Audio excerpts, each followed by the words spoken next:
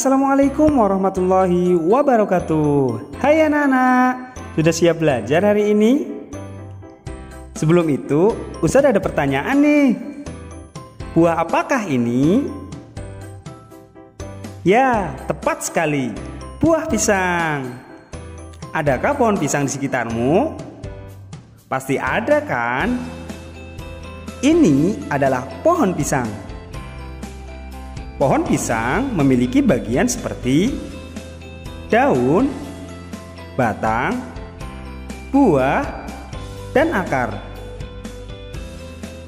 Mari kita pelajari tumbuhan di sekitar kita secara lebih dalam. Kali ini kita akan belajar tematik muatan pelajaran ilmu pengetahuan alam KD 3.1 dengan materi bagian-bagian tumbuhan dan hewan beserta fungsinya bersama Ustadz Fauzan. Peta pikiran pada pembelajaran hari ini adalah bagian-bagian tumbuhan, fungsi bagian-bagian tumbuhan, bagian-bagian hewan, dan fungsi bagian-bagian hewan. Setiap tumbuhan memiliki bagian-bagian dan fungsi-fungsinya tertentu. Bagian-bagian tumbuhan meliputi akar, batang, daun, bunga, buah, dan biji. Yang pertama, kita akan membahas tentang akar. Akar merupakan bagian tumbuhan yang tumbuh di dalam tanah. Secara umum, jenis akar ada dua, yaitu akar serabut dan akar tunggang. Akar serabut dimiliki oleh tumbuhan berkeping satu, contohnya padi dan jagung. Akar tunggang dimiliki oleh tumbuhan berkeping dua, contohnya mangga dan jambu. Akar serabut berbentuk seperti serabut dan berukuran kecil. Sedangkan akar tunggang terdiri atas satu akar besar dan akar-akar lain merupakan cabang dari akar utama. Fungsi akar diantaranya sebagai berikut. Yang pertama, menyerap air dan zat hara dari dalam tanah. Yang kedua, menguatkan berdirinya tumbuhan pada tempat tumbuhnya. Yang ketiga, menyimpan cadangan makanan. Ada beberapa bentuk akar lain pada tumbuhan tertentu. Misalnya sebagai berikut. Akar gantung keluar dari bagian di atas tanah dan bergantung di udara. Contohnya pada pohon beringin. Akar napas muncul ke permukaan tanah untuk masuk udara. Contohnya pada pohon bakau jenis api-api. Akar tunjang tumbuh ke segala arah untuk menunjang batang. Contohnya pada pohon pandan. Bagian tumbuhan yang kedua adalah batang. Batang adalah bagian tumbuhan yang berada di atas tanah. Fungsi batang antara lain adalah sebagai berikut. Yang pertama, menyalurkan air, zat hara, dan zat makanan ke seluruh bagian tumbuhan. Yang kedua, tempat tumbuhnya daun, bunga, serta buah. Ketiga, tempat menyimpan cadangan makanan, contohnya pada beberapa jenis tanaman tertentu, misalnya tanaman tebu. Tumbuhan ada yang memiliki batang berkayu, seperti pohon jati, mangga, dan beringin. Batang berkayu memiliki zat kayu yang kandungan airnya lebih sedikit. Selain itu, ada juga batang basah dan berongga, seperti bayam, seledri, jagung, dan rumput. Batang basah dan berongga atau lunak mengandung air dan udara yang lebih banyak. Bagian tumbuhan yang ketiga adalah daun. Daun berfungsi sebagai tempat fotosintesis. Fotosintesis adalah proses pembuatan makanan pada tumbuhan dengan bantuan energi matahari. Selain itu, daun juga berguna sebagai tempat penguapan air dan sebagai alat pernafasan pada tumbuhan.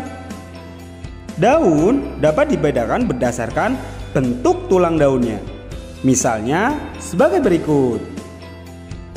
Ada bentuk tulang daun menyirip, ada bentuk tulang daun menjari, dan ada bentuk tulang daun sejajar. Bagian tumbuhan yang selanjutnya adalah bunga, buah, dan biji. Bunga memiliki peran penting dalam perkembangbiakan tumbuhan karena pada bunga terdapat alat-alat perkembangbiakan, yaitu putik dan benang sari.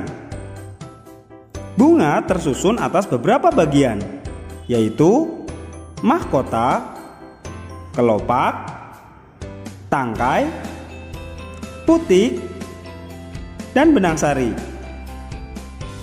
Sedangkan buah dan biji merupakan bagian tumbuhan hasil dari perkembangan bunga. Putik yang telah diserbuki oleh serbuk sari akan tumbuh menjadi biji. Biji dilindungi oleh daging buah. Buah dari setiap tumbuhan memiliki bentuk yang beragam. Anak-anak pastinya sering makan buah kan? Bisa langsung dimakan atau bisa diolah sebagai minuman.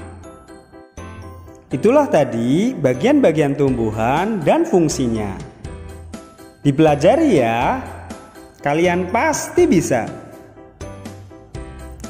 Selanjutnya kita akan belajar tentang bagian-bagian hewan serta fungsinya. Di rumah kalian ada kucing, ayam, atau ikan. Kucing merupakan hewan mamalia yang dekat dengan manusia.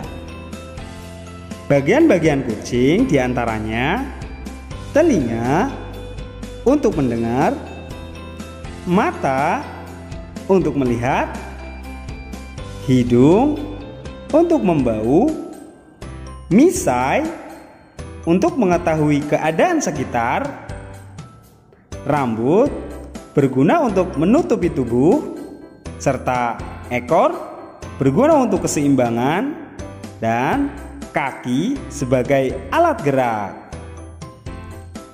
Sedangkan ikan memiliki bagian-bagian seperti sisik ikan berfungsi sebagai pelindung tubuh, mata berfungsi untuk melihat lingkungan sekitar, insang berfungsi untuk bernafas. Badan yang ramping memudahkan ikan bergerak di dalam air. Ekor berfungsi untuk membantu pergerakan di air. Dan selanjutnya, sirip berfungsi untuk berenang. Coba sebutkan hewan apa saja yang ada di sekitarmu. Kemudian sebutkan bagian-bagian tubuhnya, serta sebutkan pula fungsi dari bagian-bagian hewan tersebut. Ustadz yakin kalian pasti bisa. Setelah kalian mengetahui bagian-bagian tumbuhan dan fungsinya, serta bagian-bagian hewan dan fungsinya, Ustadz harapkan kalian dapat ikut serta melindungi dan merawat tumbuhan serta hewan di sekitar kita. Bagaimana pembelajaran hari ini? Mudah bukan? Sekian penjelasan dari Ustadz. Mudah-mudahan anak-anak semua paham ya. Ingat, selalu jaga kesehatan dan sampai jumpa. Wassalamualaikum warahmatullahi wabarakatuh.